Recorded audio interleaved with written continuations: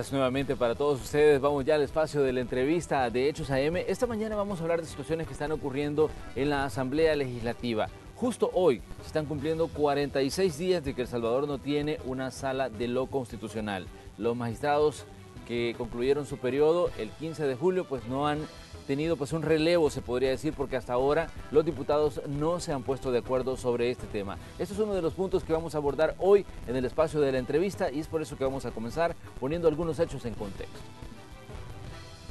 45 días de retraso llevan los diputados de la Asamblea Legislativa sin lograr un acuerdo para elegir a 5 magistrados de la Corte Suprema de Justicia, 4 para la Sala de lo Constitucional y 1 para la Sala de lo Civil. Sectores sociales argumentan que el nombramiento tuvo que haberse realizado por lo menos 15 días antes de que los ex magistrados finalizaran sus funciones, es decir, antes del 15 de julio. Sin embargo, eso no se hizo y por el contrario, aún no hay luz verde para determinar quiénes serán nombrados. El presidente de la Corte Suprema de Justicia, Armando Pineda Navas, aseguró que a pesar de la falta de funcionarios, demandas, inconstitucionalidades y solicitudes de habeas corpus continúan ingresando a la institución. 6 inconstitucionalidades, 51 habeas corpus y 49 amparos. Eso es lo que se ha presentado hasta ahorita, que no se han podido ver porque no hay sala de lo constitucional. Podríamos decir que sí, porque al no haber el tribunal que le corresponde realizar las acciones para determinar la inconstitucionalidad en esos campos, pues no hay quien lo haga, pues de alguna manera entenderíamos que sí, en cuanto a que no ha cumplido, pero es un cuerpo colegiado que es muy difícil determinar responsabilidades individuales. Organizaciones sociales señalan que todo apunta a que dentro de la Asamblea Legislativa las fracciones están buscando cuotas políticas para lograr un acuerdo. Sobre este tema, el presidente del órgano legislativo, Norman Quijano, dice que su partido no apoyará este tipo de situaciones. Sus declaraciones las brindó luego de que el diputado de Ghana, Numan Salgado, expresara que la negociación que se encuentra entrampada entre partidos es un reparto de cuotas. Pero, ¿qué consecuencias trae esta situación? Mientras la elección no se lleve a cabo, los salvadoreños no pueden realizar ningún tipo de trámite que tenga relación con la Sala de lo Constitucional. Además, procesos que se llevan en la sección de probidad también continúan estancados. Esta mañana, en la entrevista de Hechos AM, analizaremos a profundidad las consecuencias de la falta de un acuerdo para elegir a los nuevos magistrados de la Corte Suprema de Justicia. ¡Comenzamos! Así es, le damos los buenos días a nuestros invitados en esta mañana de miércoles, mitad de semana, y es importante que nos detengamos un momento para analizar qué está ocurriendo en el país con este y otros temas. Pero saludamos primero al doctor Jorge Martínez Menéndez. Doctor, qué gusto que esté con nosotros. Bienvenido al espacio de la entrevista de Hechos AM. Bueno, muchas gracias y muy buenos días a todos. Y también está con nosotros el licenciado Eduardo Escobar. Eduardo, como siempre, un gusto recibirle aquí en este espacio. Buen día, gracias por el espacio. Siempre un gusto. Bueno, comencemos hablando sobre el tema de la elección de magistrados de la Corte Suprema de Justicia. Desde su punto de vista, ¿qué es lo que está ocurriendo? ¿Por qué pasan los días uno tras otro y no hay elección? Los partidos siguen sentando diferentes posiciones, sigue el debate, pero no hay elección. ¿Qué está pasando desde su punto de vista, doctor? Bueno, es que después del precedente que dejó la sala, que acaba de concluir su periodo, los 4 magistrados que salieron, los diputados, los representantes de los partidos políticos, están preocupados de no volver a cometer el error de elegir independientes. Entonces ahorita se están asegurando que quienes ellos nombren les sirvan precisamente, primero para cubrir esas investigaciones que hay en la sección de probidad. Para mí que los diputados que están siendo investigados por probidad deberían estar inhibidos de votar en la elección de magistrados. No deberían estar votando.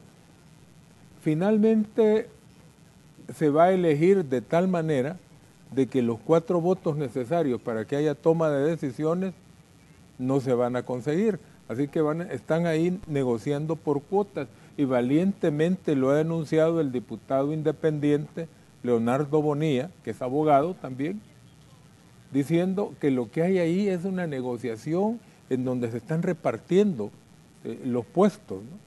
A tal grado de que al final un impasse que existe, porque parece que hay bastante acuerdo ya entre Arena y el FMLN, es que Gana quiere tener su propio magistrado dentro de la sala de lo constitucional. Bueno, de hecho, Numan Salgado lo que decía era, bueno, nos quieren dejar a nosotros sin representación en la sala de lo constitucional. Tanto así es la cuestión en la Asamblea Legislativa a la hora de elegir magistrados, es decir, nos quieren dejar sin representación. Y ellos mismos habían negado en determinado momento el tema de las cuotas, pero esto, pues, este tipo de declaraciones confirman que efectivamente cada partido quiere tener influencia en la sala de lo constitucional en este caso. Y esto pone en evidencia a nuestra clase política. No les interesa a ninguno de los partidos representados en la Asamblea, no les interesa el pueblo salvadoreño, la defensa de los derechos del pueblo salvadoreño, sino que sus propios intereses.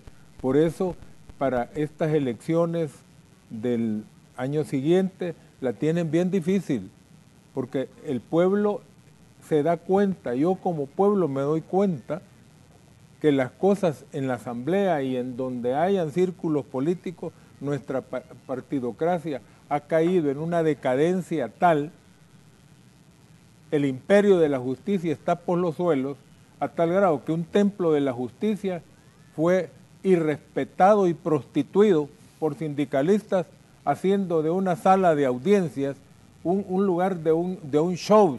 O sea, ya eso es como el lips justice, ¿no? Y uno no ve reacciones airadas de los magistrados, ni del Tribunal de Ética Gubernamental. No, uno lo que dice, vamos a hacer una investigación, vamos a abrir un expediente.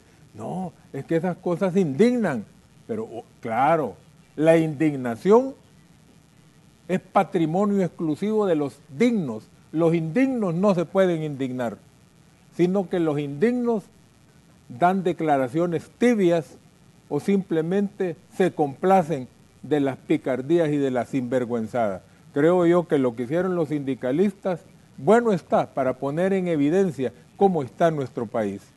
Y al final, les aseguro, no les van a hacer nada. No les van a hacer nada, si ni siquiera se ha sabido quién les dio la orden. En las redes sociales circula un nombre, pero las investigaciones no van a llegar a eso. Ese es nuestro país, que ha caído en la más alta degradación moral de nuestra clase política y que por eso vemos nosotros que partidos otrora fueron grandes como Arena o el FMLN, ahí están las encuestas que lo sacan ya como unos partidos de medio pelo ya. Van derechito a convertirse en lo que ahora son el PDC o el PCN. Esa es nuestra historia. Pero no hacen nada ni por defenderse, ni porque ya están las elecciones a la vuelta de la esquina. No le demuestran al pueblo ni siquiera una pizca de dignidad o una pizca de demostración de que lo que les interesa es el pueblo y no sus propias maldades. Y hay que decirlo claro, sus propias maldades. Uno como ciudadano se indigna, como abogado me da vergüenza, me da pena, y ver que los magistrados de la Corte, ni uno salió airado diciendo, molesto por ese burlesque, por ese irrespeto y por esa prostitución que hicieron de un templo de la justicia. No, estas cosas no pueden seguir sucediendo, pero todavía no sabemos cómo se va a cambiar. Posiblemente vayamos en esta caída libre en la que estamos y hasta que toquemos el fondo del barril se va a producir un estallido social y a lo mejor ahí el pueblo interviene para que estas cosas cambien.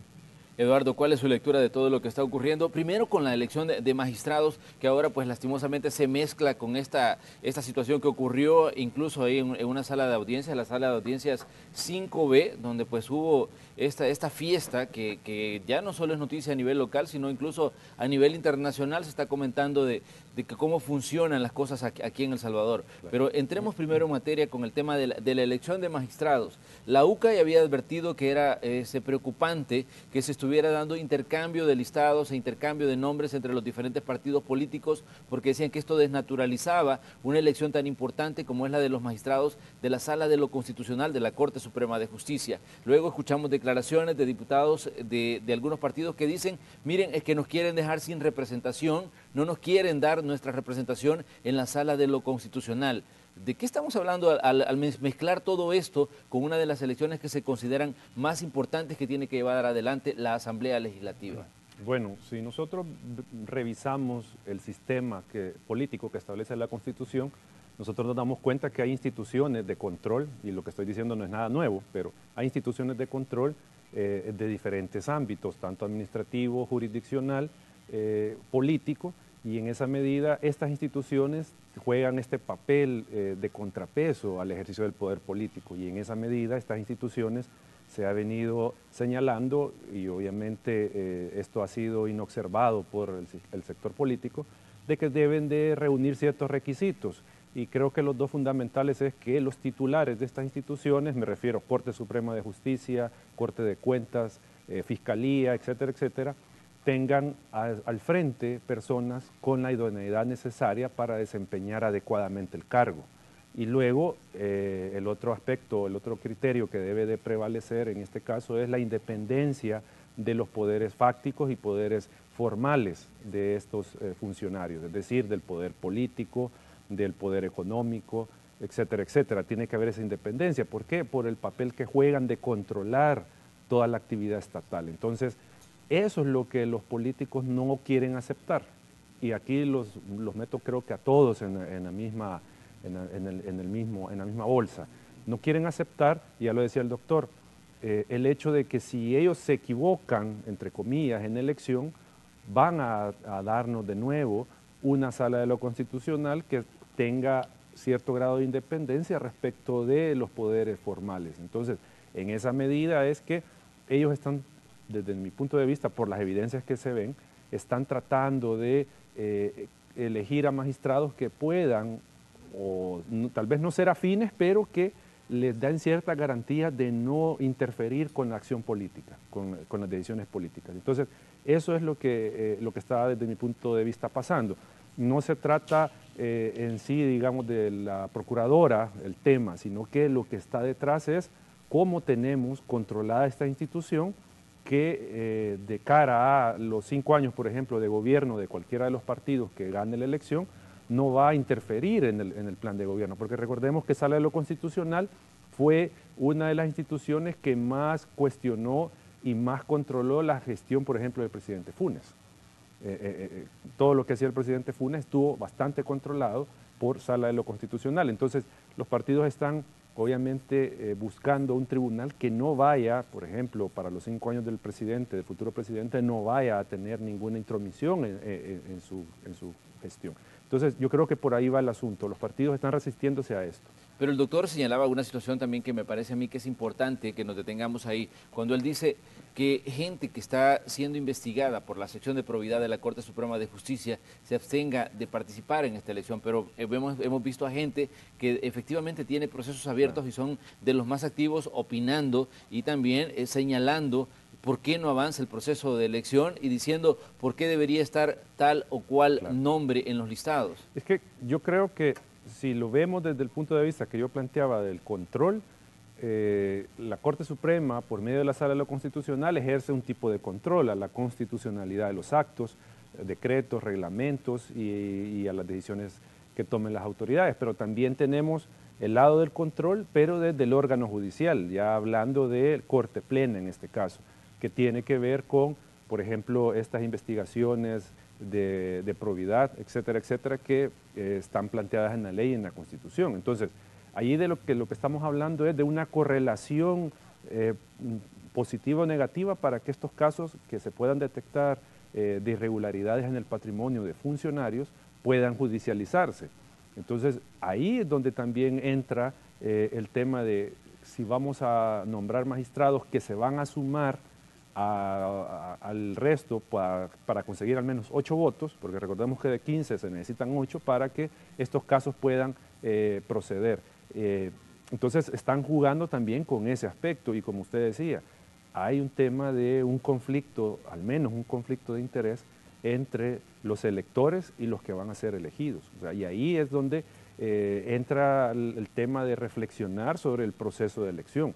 Si este proceso que tenemos configurado por la Constitución es el adecuado, es el idóneo, y si habría que hacerle algún tipo de reforma o establecer, por ejemplo, a nivel reglamentario, que algunos diputados que puedan tener un conflicto de interés con la elección no participen de este proceso, porque usted bien lo dice, hay quienes están dentro del proceso y tienen procesos, ¿cómo se llama?, valga la redundancia, abiertos ante probidad, por ejemplo.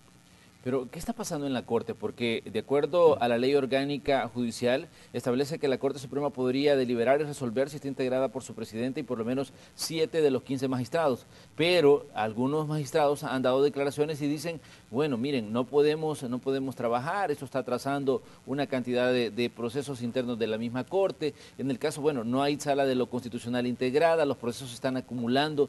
Doctor, ¿cuál es su análisis como abogado de lo que está pasando en este momento en la Corte? Porque usted señalaba de que incluso hubo una reacción tibia ante lo que ocurrió pues, en la sala de Juzgado 5B, que fue utilizada como un salón de fiestas. La Corte inmediatamente emitió un comunicado donde decía, nosotros nos desvinculamos de cualquier relación con este tipo de actividades dentro de una sala de audiencias, y decían, no tenemos participación y vamos a hacer las indagaciones, pero eso se quedó pues a nivel de un comunicado. El presidente de la Corte, el presidente interino, porque Armando Pineda Navas, los diputados sí están de acuerdo en que siga presidiendo la Corte. Él decía el día de ayer, bueno, me parece vergonzoso que esto haya ocurrido, pero las declaraciones parecen quedarse hasta ahí y no va a haber más. No creo que haya más.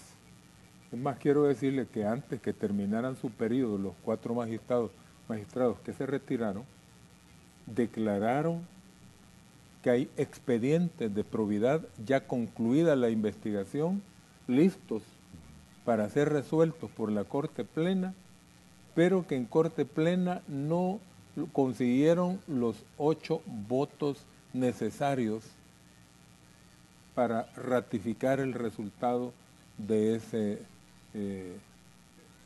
esa investigación de probidad. Lo que significa es que aun cuando aquellos 4 ahí estaban y ellos eran 4 votos, los otros que eran 10, con los 14 no se hacían 4 votos más. Eso significa pues de que la elección de los nuevos magistrados debe garantizar, uno, que para los expedientes de probidad no hayan 8 votos que los aprueben.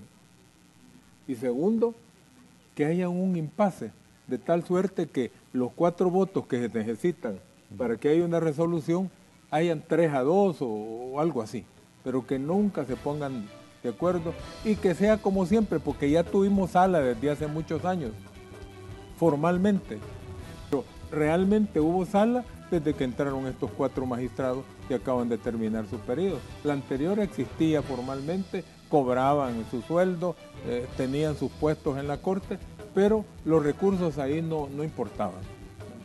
Es la realidad nuestra y por eso que están preocupados los políticos. No nos vayan a poner otros igualitos a los que se fueron, porque entonces peligra hasta las partidas secretas. Ninguno de los candidatos a la presidencia de la República ha dicho que va a quitar esa fuente de corrupción que es la partida secreta. Ninguno lo ha querido decir. Entonces quieren tener una sala de lo constitucional que les diga que está bien que sigan jugando con el patrimonio del Estado, que sigan con las partidas secretas y que las aumenten, que sean 200 millones de dólares anuales o más. Esa es la realidad de nuestro país, que indigna al pueblo y que por eso ya van a ver las elecciones de febrero cómo van a estar. Sobre todo que no encontramos nosotros actitudes valientes, enérgicas de ninguno de los candidatos. Ahora bien, Eduardo, ¿qué piensa usted de que algunos partidos se casen con nombres? En el sentido, bueno, para Gana y el FMLN ha sido punto de honor, ya lo mencionaba usted, el caso de la actual procuradora, Sonia Cortés de Madrid, y dicen ellos, no, ella tiene que estar en la sala de lo constitucional. El Arena y el PCN dicen, no, ella tiene que ir a la sala de lo civil. Y esto ocurre luego que ya se había discutido otro nombre, que era el jefe de probidad, que también estaba en el listado de candidatos a magistrado y que también había generado un estir y encoge entre los diferentes partidos políticos. Claro, solo quiero agregar algo a su pregunta anterior.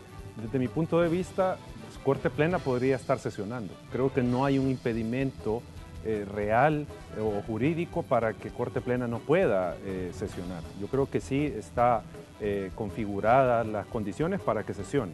Eso por la pregunta anterior, desde mi punto de vista. Claro. Y respecto de esta pregunta, nosotros como organizaciones de sociedad civil lo que hemos insistido, sin querer descalificar absolutamente a nadie de este listado, mucho menos a la procuradora, pero hemos dicho de que la guía para la elección tiene que ser la idoneidad de los candidatos.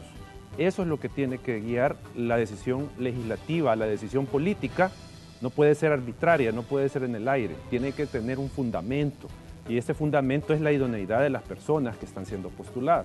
En esa medida, el que se mantenga en el listado a la procuradora encuentra nuestra objeción porque de las evaluaciones que se han conocido, su perfil no es el adecuado, y no digo que no tenga las credenciales como abogada para desempeñarse en otros cargos, porque no se trata de eso, sino que el perfil que ella tiene, según nuestras evaluaciones, no tiene los requisitos necesarios para ser magistrada de Corte Suprema o de Sala de lo Constitucional. Es lo que yo siempre he dicho. Si yo necesito una operación de corazón abierto, no voy a ir donde un neurólogo, voy a ir donde un cardiólogo, un cirujano. Entonces, de eso se trata acá. No es de desprestigiar a ningún candidato, a ningún abogado o abogada, sino que es de la idoneidad. Entonces, que los partidos todavía estén manteniendo a personas que de diferentes sectores se ha señalado que no son los idóneos, nos parece ya que comprueba que lo que se está dando aquí es un reparto. O sea, eso es lo que se está, y ya lo han dicho claramente, porque ese es otro tema, que ya lo decía el doctor, no es algo que nosotros supongamos que hay un reparto. Ya lo dijeron, que Arena tiene su cuota, el PCN tiene su cuota, que el FMLN quiere su cuota, y aquí, digo, no se trata de que vamos a apoyar la cuota de Arena o del PCN, no, es que ningún partido tiene que tener cuota en la elección de los magistrados. O sea, y esa metodología que han usado de que si hay coincidencias en la lista, pues tienen los votos, eso es lo que nosotros estamos cuestionando. No hay criterios, aquello que se dijo al inicio del proceso el año pasado, que se iba a tratar de cambiar el procedimiento de elección para que se eligieran a los más idóneos, eso está quedando al final como letra muerta, como palabras que se dijeron por los políticos al aire, como muchas que dicen, y que no se concretan en acciones que demuestren el cambio de criterio. Vamos a hacer una pequeña pausa comercial y al regresar vamos a hablar precisamente de algunos aspectos que tienen que ver con la idoneidad de quienes están postulando a las magistraturas de la Corte Suprema de Justicia. Es importante que las personas que se perfilan tengan conocimientos de Constitución, tengan conocimientos de la aplicación de la Carta Magna. De eso vamos a hablar cuando regresemos con nuestros invitados esta mañana.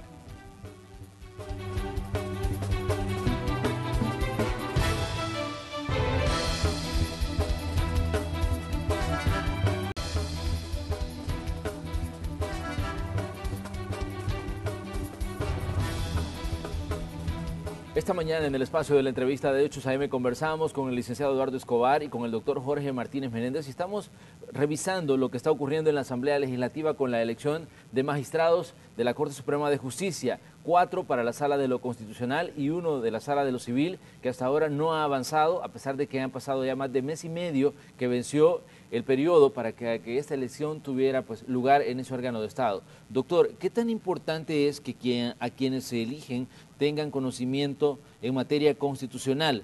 Porque algunos diputados han dicho en diversas ocasiones que no es determinante el conocimiento en materia constitucional para quienes van a llegar a la Sala de lo Constitucional precisamente de la Corte Suprema de Justicia, porque este es un aspecto que va más allá de la elección y que trasciende respecto al aspecto de la idoneidad de las personas que se eligen.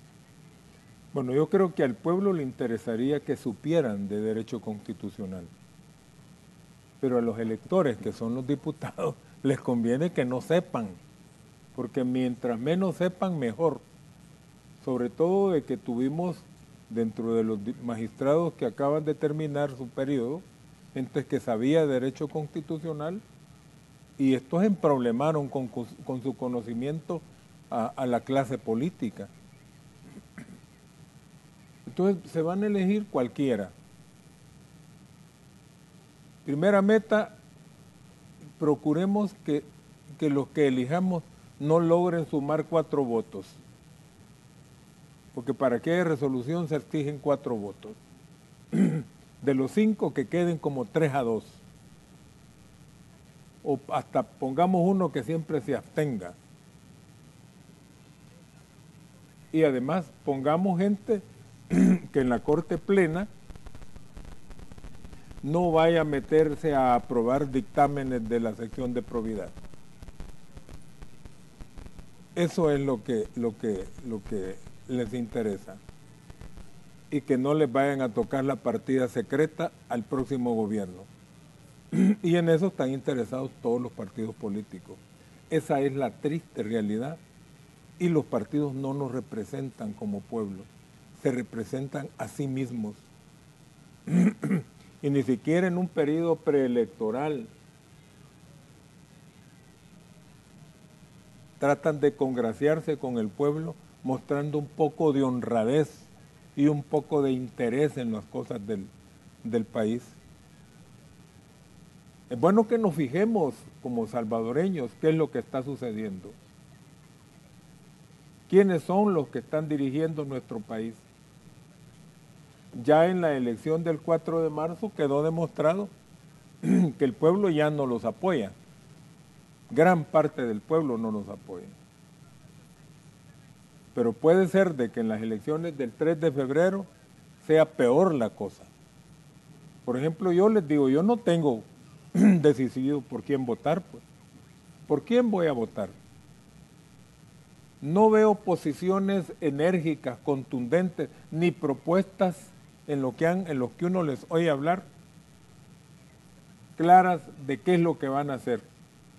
Si lo que uno escucha dentro de la campaña es lo que le llaman la plataforma política, y esa plataforma política es la recolección de las cartas al niño Dios de toda la gente del país, y se estamos haciendo el plan de gobierno con consultas con la gente. ¿No? La gente no fue consultada para grandes decisiones como la dolarización, no fue consultada la gente para cuestiones como romper las relaciones con Taiwán e irse con China. Entonces, los partidos están tomando las decisiones ni siquiera en consulta con sus propias bases, sino que toman las decisiones a nivel de cúpulas partidarias. Entonces, un pequeño grupo de personas está llevando a nuestro país a la destrucción. ¿Y cuál es la esperanza del Salvador? Bueno, que de afuera venga el socorro. Pues. Siempre hemos pensado, no, que los Estados Unidos, y de allá va más de 3 millones de salvadoreños viviendo en Estados Unidos, la gente preocupada porque las remesas sigan viniendo. Muchos de los que reciben las remesas ya no trabajan, sino que viven de remeseros. Esa es su profesión, remesero. Y ahora la gran esperanza es que ya no venga del norte la ayuda, sino que del oriente, ¿verdad? Y ya van a venir los chinos, y algunos se hacen los bigotes diciendo, es que hasta la deuda externa nos pueden pagar, porque eso sí tienen pisto. Miren, hasta los Estados Unidos está bien endeudado con los chinos. Siempre estamos esperando que la solución de nuestros problemas venga alguien graciosamente de afuera y nos lo resuelva. Incluso a nivel religioso, pues. Nadie se encarga de promover un mundo mejor, sino que uno lo que escucha muy seguidamente es, no, mira, muérase, y cuando esté en la gloria, allá va a ser bien bonito, ¿verdad? O si no, dice, mire, ya viene el rapto. Entonces ya viene Jesús y nos va a llevar a un mundo precioso donde las calles son de oro y el mar es de cristal. Sufra aquí. Y cuando uno le habla y le dice, mire, fíjate que ese gobernante es perverso. Sí, pero Dios lo puso. ¿Cómo quien dice que Dios viene a depositar votos en las urnas? Somos nosotros los pasmados que estamos permitiendo que estos sinvergüenzas nos sigan gobernando. No podemos permitirlo más, porque si no, no hay futuro para las generaciones venideras. Va a seguir emigrando el salvadoreño, se van a seguir desintegrando las familias y vamos a seguir teniendo dependencia externa y prestando cada vez más. Ya debemos más del 70% del Producto Interno Bruto, o sea, de que la deuda ya es impagable. Si los acreedores internacionales no nos declaran ya en default o ya no nos retiran los préstamos, es porque realmente no les interesa El Salvador. Le interesamos a Oriente por la posición geopolítica nuestra, pero no tenemos petróleo, no tenemos otro tipo de minerales valiosos. Por eso es que no nos han caído encima. Bueno, para todo el mundo es codiciable Venezuela por los yacimientos petroleros y de gas natural que tiene, pero ¿nosotros qué? Si lo más valioso es nuestra gente, y hasta en el norte, 1/3 de nuestra población vive en los Estados Unidos. Tenemos que hacer algo como pueblo, porque hemos dejado el poder en manos no confiables. Eduardo, volvamos al punto de partida de la pregunta, la idoneidad de las personas que van a ocupar pues, estos espacios en la sala de lo constitucional. ¿Qué tan determinante es que tengan conocimientos precisamente sobre Constitución? Porque yo escuchaba cuando preguntaba sobre este tema y decían, miren, en estas elecciones no es determinante que tengan conocimientos de Constitución, sino que lo que importa acá son los apoyos que se pueden conquistar a nivel político. Bueno, la Constitución lo que plantea es que para ser magistrado, dentro de otros requisitos, debe de tener competencia notoria. ¿Y qué significa competencia notoria? Pues obviamente que tenga conocimientos, que tenga experiencia, que tenga una trayectoria suficiente para desempeñar la más alta magistratura del país. ¿Y eso en qué se traduce? Si estamos hablando de que de los 5 son 4 los que van a entrar a sala de lo constitucional, pues obviamente tienen que tener un manejo superior de los principios constitucionales, de los derechos constitucionales, del papel del Tribunal Constitucional respecto del poder político. Tienen que al final sobresalir sobre el resto de los magistrados en su conocimiento jurídico sobre la Constitución, el procedimiento constitucional. O sea, eso es fundamental que lo tengan. Y si me dicen, pero es que anteriores magistrados que han sido buenos no han tenido el conocimiento, pues sí, pero es por la deficiencia del proceso de elección. Por eso es que ha habido personas que no tienen esta competencia notoria en ese aspecto del conocimiento sobre la materia constitucional. Que bien que al final eso no fue una deficiencia para estos magistrados, pero no podemos como país atenernos a que tal vez esta persona que no tiene conocimiento de la Constitución pueda ser un buen magistrado. Y eso es lo que estamos como organizaciones tratando de que cambie. Y por eso la exigencia de que se evalúe si esta persona tiene experiencia relevante, y digo relevante, no experiencia de que porque fui a sacar un cursito de Derecho Constitucional soy constitucionalista, o porque metí 2 demandas soy constitucionalista, porque se tiende a creer que por algún tipo de acciones una persona, un abogado se convierte en constitucionalista cuando no es así, sino que digo, estudios sobre la materia, docencia en la materia, aportes a la ciencia jurídica de esa área. O sea, se ha escrito libros, por ejemplo. Yo pregunto cuántos de los candidatos han escrito sobre derecho constitucional, pero no digo un paquín, sino que digo un libro. Entonces, en esa medida es que se vuelve prioritario, se vuelve relevante el conocimiento de la materia constitucional para que ejerzan la magistratura. O sea, eso es algo sumamente básico. Si ustedes comienzan a analizar, por ejemplo, el proceso de selección que realiza la Academia Nacional de Seguridad Pública para los niveles de agentes, ese es un procedimiento que le evalúan psicológica, sociológicamente, le hacen una serie, hasta físicamente lo evalúan para ver si tiene el perfil para desempeñar ese cargo que estamos en la estructura jerárquica del Estado, es un cargo bajo en relación a un magistrado. Entonces, si para esos cargos se evalúa si tiene las competencias necesarias, ya no digamos para las magistraturas. Entonces, eso obviamente es una deficiencia que nosotros hemos advertido del proceso, que no se está evaluando esa competencia notoria. Ahora bien, La Asamblea Legislativa se preocupó mucho esta vez por dejar, digamos, a la luz, por sacar a la luz pública el proceso de examen, el proceso de entrevistas, el proceso en el que cada una de las personas que aspiraban a las magistraturas estuvieran, digamos, ante un grupo de diputados que les preguntaban una cantidad de cosas. Pero, ¿qué tanto está pesando el resultado de esa entrevista que se hizo a nivel público a la hora ya de llevar esto a la elección? A la hora de tomar decisiones, a la hora de escoger los nombres, porque yo escuché que algunas organizaciones no gubernamentales, algunas organizaciones ciudadanas decían, miren, ¿y por qué no se complican tanto y empiezan a buscar a los que salieron mejor evaluados y que estaban en los primeros listados? Pero parece que esto no ha pesado nada a la hora que llega esto a la Asamblea. No, aparte que el proceso de entrevistas, eso fue tan deficiente, a pesar de que de nuevo haya sido público, pero fue tan deficiente en el sentido de que no se entró a analizar en realidad el perfil de los candidatos. O sea, incluso dijeron de que las preguntas de la comisión no tenían que incomodar a los candidatos. Pero por favor, si para eso es la entrevista, porque no vamos a poner a cualquier persona al frente de la sala de lo constitucional, sino que tiene que ser aquella que tenga las competencias suficientes para hacerlo. Entonces, una entrevista obviamente debería de indagar la idoneidad de estas personas, lo que yo mencionaba. Por ejemplo, en un currículum, en unos atestados, no se puede verificar cuál es el pensamiento de este candidato respecto del papel que va a jugar una sala de lo constitucional ante el poder político. Eso no lo puede indagar en un atestado, eso lo tiene que indagar en una entrevista, preguntarle cuál es su valoración, por ejemplo, sobre los temas que están álgidos que tenemos, matrimonio de personas del mismo sexo, el aborto, todos estos temas se deberían de haber investigado cuál es la perspectiva jurídica que tienen estos candidatos respecto de esos temas, por mencionar algo.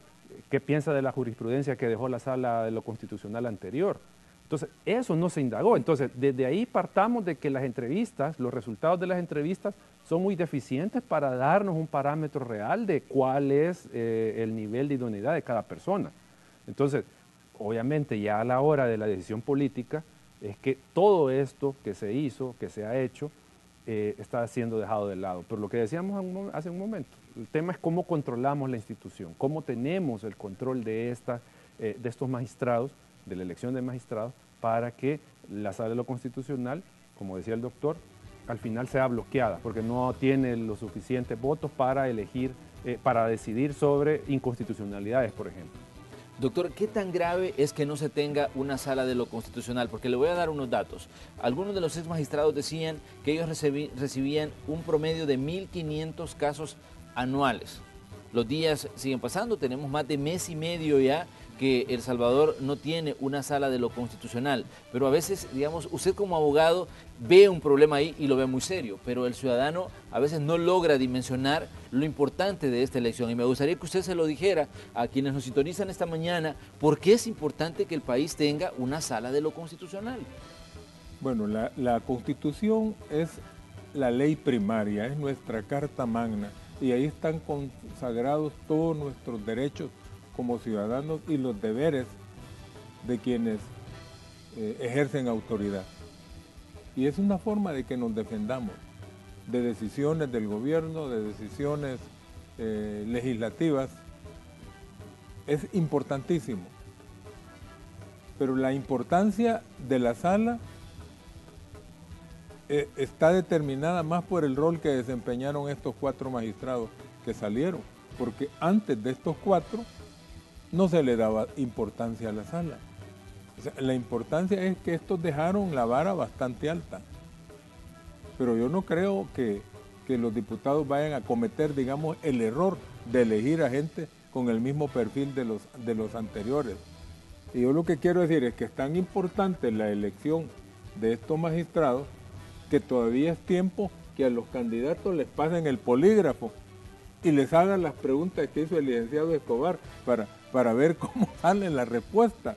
Es que es tan importante que habría que llevar un buen poligrafista y que les hagan las preguntas con el detector de mentiras. A ver cómo son esas gráficas. Realmente no creo que uno ya a estas alturas pueda apelar de que nuestra clase política, que ha caído en el cinismo, enderece su camino, sino que es tiempo de que como pueblo digamos, señores, ya no podemos más, basta de seguir manoseando y prostituyendo las cosas sagradas del pueblo, su patrimonio, la justicia. Y ahí está, los sindicalistas dejaron desnuda la Corte. Ahora la imagen de la justicia que la presentan ciega, hoy la dejaron chulona también los sindicalistas. Eduardo, su conclusión. No, simplemente hacer un llamado de nuevo desde las organizaciones de sociedad civil a la Comisión Política a que cambien el criterio de elección, que no lo fundamenten en el interés meramente político, en la coincidencia en las listas, sino que en realidad retomen las evaluaciones que se han hecho y a partir de eso elijan a los que están mejor ubicados, porque desde las diferentes instituciones que lo hicieron, estas personas son las que reúnen los mejores requisitos, porque de eso se trata, elijan a los idóneos, no pueden cometer un error de elegir a magistrados que van a fungir por 9 años como magistrados de la Corte Suprema de Justicia y que no van a ejercer su papel de acuerdo a la Constitución. Entonces, de eso se trata, elijan a los idóneos, nada más. Muy bien, cerramos nosotros así el espacio de la entrevista. De hecho, AM queríamos hacer un alto en este proceso porque a diario se dice mucho sobre el tema de la elección, pero queríamos conocer, en este caso, el análisis que hacen pues nuestros expertos, nuestros invitados de esta mañana. Gracias, doctor, por estar aquí y siempre usted bienvenido a Canal 2. Bueno, muchas gracias y muy buenos días al pueblo salvadoreño. Gracias también a Eduardo Escobar y como siempre, bienvenido a Canal 12 nuevamente y les esperamos aquí para que hagamos nuevos análisis. Gracias, siempre un gusto. Cerramos así este espacio de opinión, vamos a ir a una pausa y regresamos con más de Hechos AM.